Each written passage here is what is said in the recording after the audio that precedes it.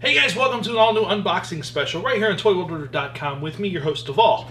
It's been a while since I've done one of these. I haven't had a whole lot of cool stuff coming in from friends, from fans. But I did get something in that actually harkens back to the very first unboxing special we ever did with myself, with Pixel Dan, and with Dave Draper.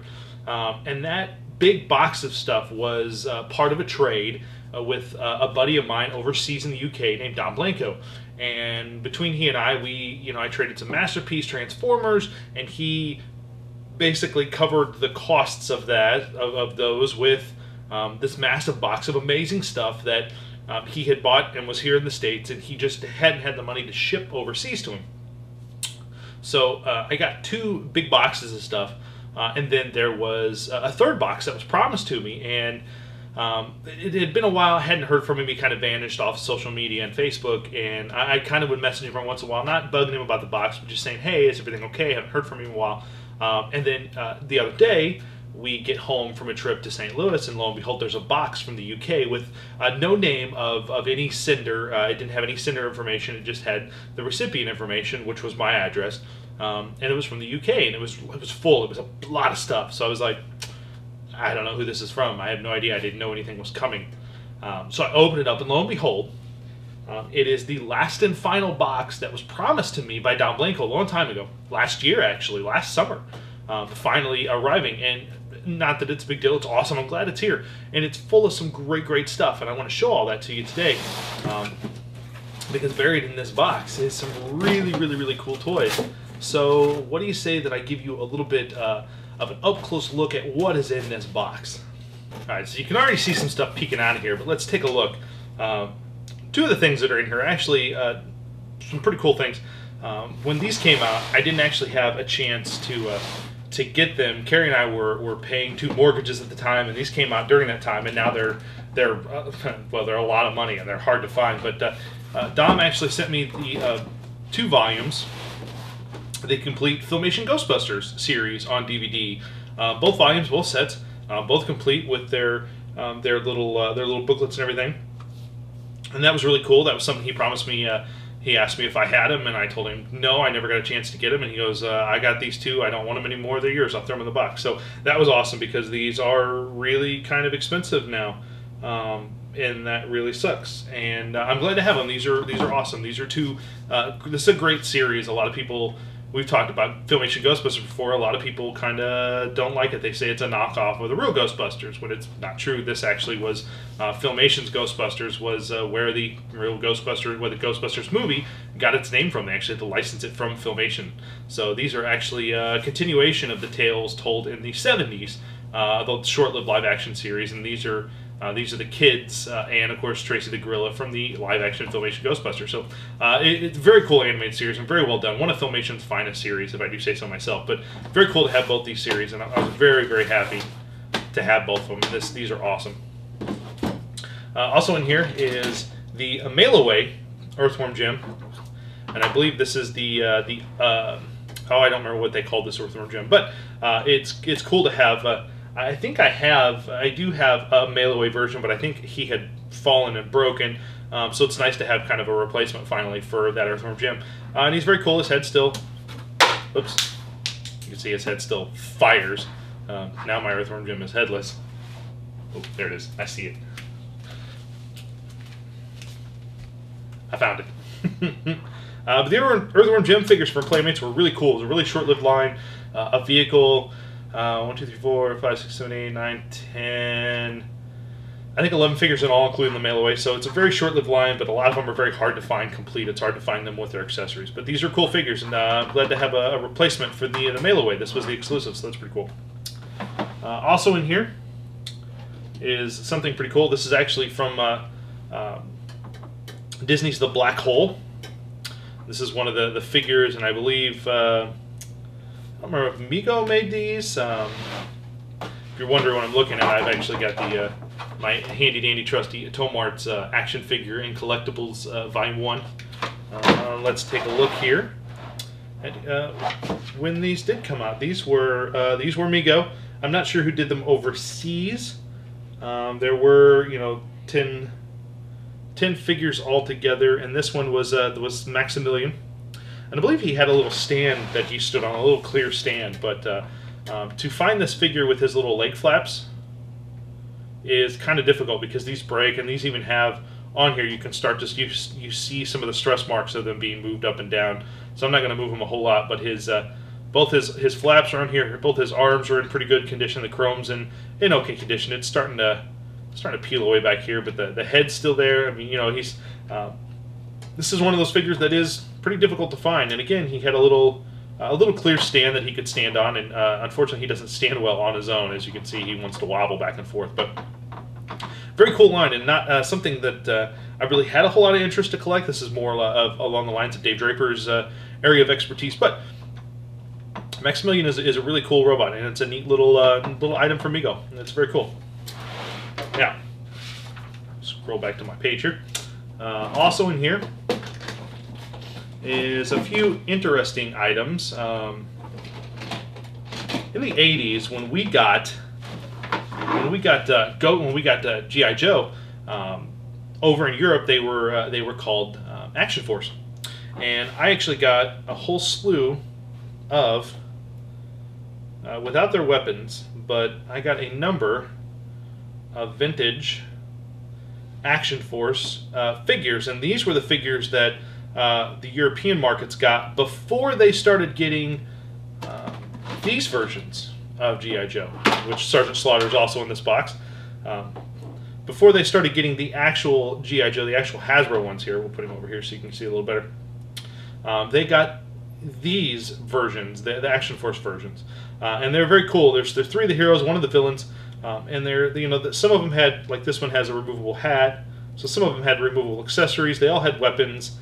They were all what I like to call Star Wars-esque articulation, which was standard for the late 70s, early 80s, before G.I. Joe kind of came about and revolutionized the scale in articulation. But they all have 5 points of articulation, moving head, arms, legs, and they're very cool. They're in pretty good condition too. There's a little bit of paint wear on some of them, but overall they're in really, really cool condition. And of course Sergeant Slaughter, which never really had a Sergeant Slaughter when I was a kid. I had a buddy that had one, but I'm not a big G.I. Joe collector, but it's nice to kind of have a vintage Sarge and some Action Force stuff in my collection. It's pretty cool. It's neat stuff. It's really, really cool figures.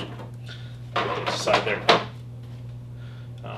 This is one that's kind of cool. There's a couple of Power Lords items in here. There's a Raygoth sticker, which I actually did get a Raygoth from both Dom Blanco and from my buddy Chad Plouffe. But this was the sticker that came packaged in the Raygoth package. This was the exclusive little sticker you got in the 80s, still attached to its back. So that's pretty cool. I'm a big fan of paper stuff from action figures. I think there's a large collector's market here, and there's some cool stuff. The artwork's really amazing. And it shows you his weapon, which his weapon is usually really hard to find unless you buy one complete in package. It's just a large piece of plastic material that's kind of difficult to track down, but it's cool to see that old Wayne Barlow artwork, legendary sci-fi artist. So, but also he included one of the Series 2 Power Lords, which is Disguisor. And unfortunately, Disguisor's got a little issue. One of his horns back here is missing, which, that's all right. Nobody's really going to see that. But he's still in really good condition. The paint apps on him are really good. He's still pretty poseable. And his face feature works. So when you move this down, he turns into 4 different creatures. It's pretty cool. No axe, though. He had a big weapon, which his weapons aren't very difficult to find. He also rises at the waist. So that's kind of cool that you could pull him up at the waist, which is pretty neat. So you can make him kind of bigger and taller, or you can make him smaller. Kind of goes along with the whole disguise ingenuity. But Power Lord Series 2 figures are way harder to find complete and in good condition than Series 1. So I'm very glad now I have 2 Series 2. I have him and I have Drench, and my Drench is just missing his little squeezable backpack. And this guy just had a big weapon, which I'm sure I shouldn't have any trouble tracking down at a toy show.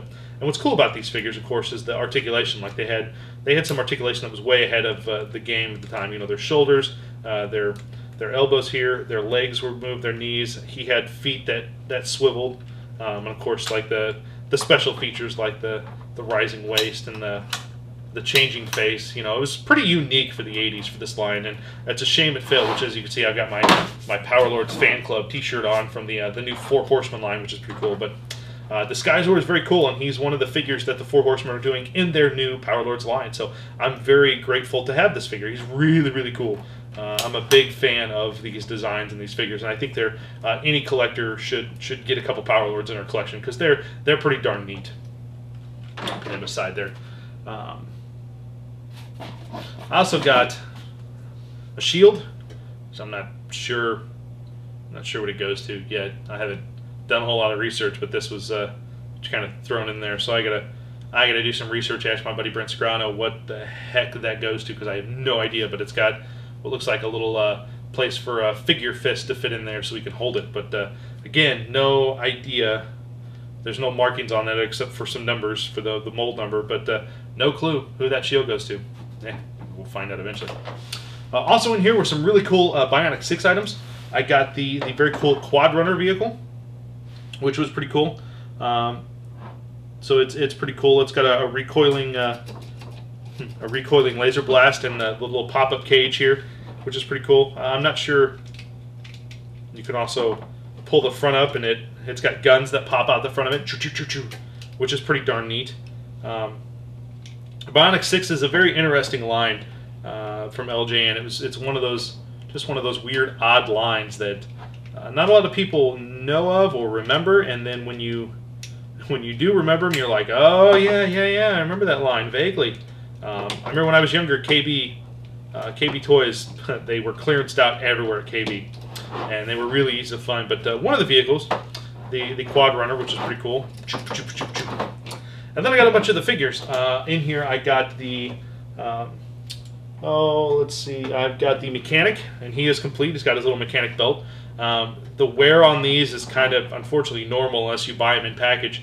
It's normal to find these figures with paint missing because they're all die-cast. Everything on this figure is die-cast except for the belt. It's all, that was the kind of the selling point of the Bionic 6 was they were die-cast figures. Which is a pretty interesting way to go with action figures. So I got the Mechanic. I got one of the villains here, which is actually Dr. Scarab, and he unfortunately is he had a belt that went on as well as a little weapon, and he's missing his stuff, but still pretty cool. He's got a little bit more paint wear than the others. You can see down here on the legs here. You can see around his bulbous belly there. He's missing some paint, but very cool. Very cool, interesting figures, Bionic 6. Neat little designs and sculpts.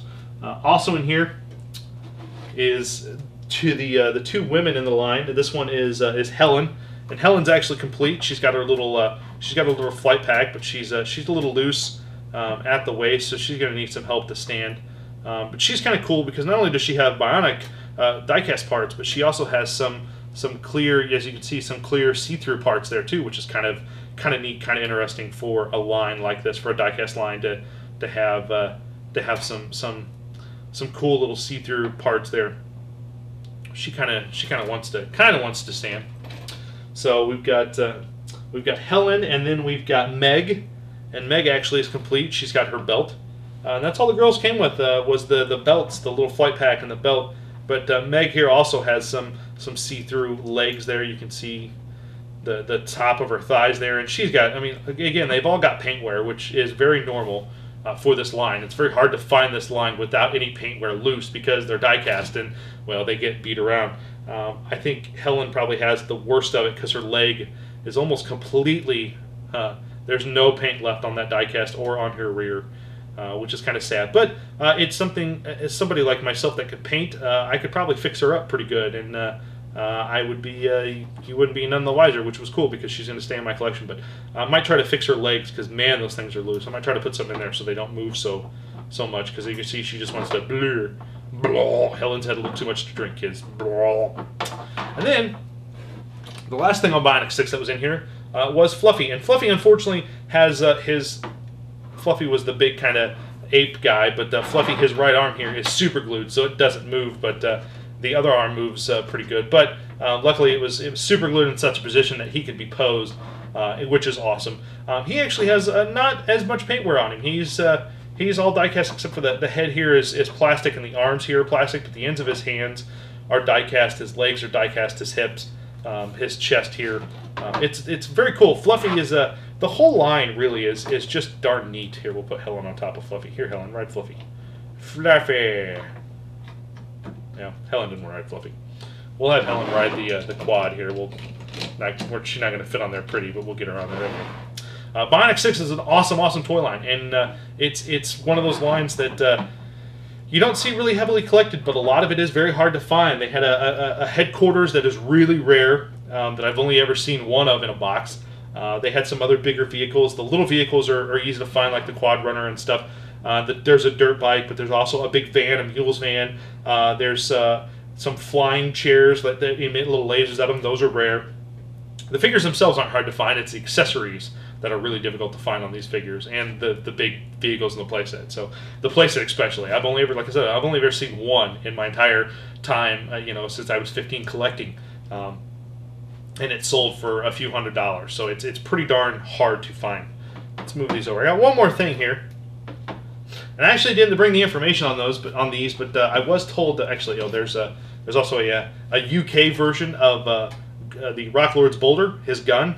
So whereas the American version was red, the gun, the European version is this kind of dark brown, almost black color, and that is the UK release of Boulder. That is his weapon, which is pretty darn neat.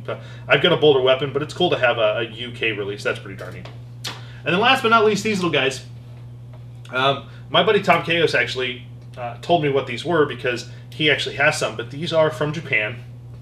And these were a series of these little transformable eggs, and these actually transformed into some legendary monsters. Like there's a kind of a Jason Voorhees, Friday the 13th kind of killer. There's the Frankenstein monster. There is a Dracula here, who's kind of darn neat. And then there is also a Wolfman.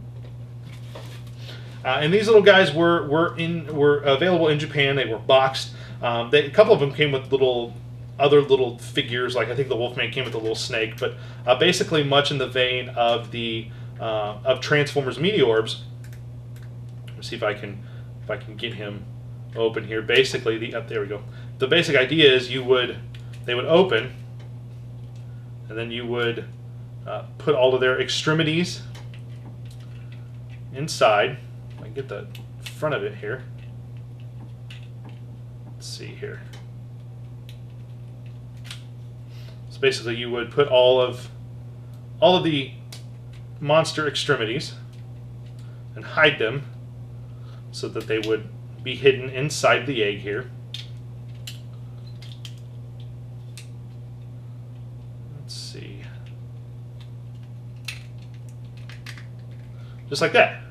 So they actually are a transforming egg, much like the Meteorbs from Masters. And then you would transform them into these crazy little monsters. Very, very neat little figures, though. There's a huge collector. There's a huge collector community for figures like this based on the little eggs. There were so many different knockoffs and different versions of the same idea that these are really cool. And I'm really glad to have these. I only have a couple Meteorbs. I didn't have anything like this, so it's cool to have kind of these legendary monsters. And I love the Frankenstein. I love his big shoulders and his torn sleeves down here, which is represented by where the egg breaks. It's pretty darn neat. These are pretty cool. Just some great stuff, some really odd, cool stuff from overseas, from the UK and from Japan. So very neat. There you go, guys. There's a look at some cool stuff that was sent to me by my buddy Dom Blanco from the UK. The last little box of our amazing, massive trade that we had talked about. Some very cool stuff, and I'm really happy to have everything I have. The Bionic Six stuff is cool. It was never a line I thought I'd get into, but now that I've got some of it in hand, it's like, oh, this stuff's really cool. I'll keep an eye out for it at toy shows. I love Power Lords. The odd stuff like the Black Hole Maximilian. He's just a cool figure. My favorite part, of course, are the awesome UK version GI Joes, which are great. And I love these were the bad guys, and the name escapes me. And of course, Dave, if Dave was here, he'd be able to tell you right off the top of his head. But the villains, before they actually got the Cobra villains, are really cool, and the vehicles for the villains are amazing. And my buddy Dave's got a number of them. They're pretty darn cool. But love the UK versions. And then of course, my favorite things are would have to be the Filmation Ghostbusters DVDs, because I love the show. I loved it when I was a kid. I love it now. I'm glad that I have it, and I'm going to watch them. I'm going to spend the next week or so watching this whole series from start to finish. So very happy to have that. Now one of these days I got to track down. I got to track down Bravestar. Bravestar is one of the ones that I only have like the best of, and I don't have any of the other ones. So I'll have to track down the Bravestar DVDs one of these days. So there you go, guys. Thanks for hanging out with me for this unboxing special. I hope you enjoyed the look at some of this cool stuff and these cool figures, and I hope I opened your eyes to some different lines that maybe you never thought that you would ever think about collecting. Maybe now you'll get into looking around and see what you can find. And remember, guys, like I always say, make friends with everyone you can, because you never quite know who you'll meet and what you'll get in return. So thanks, guys. We'll see you again hopefully real soon.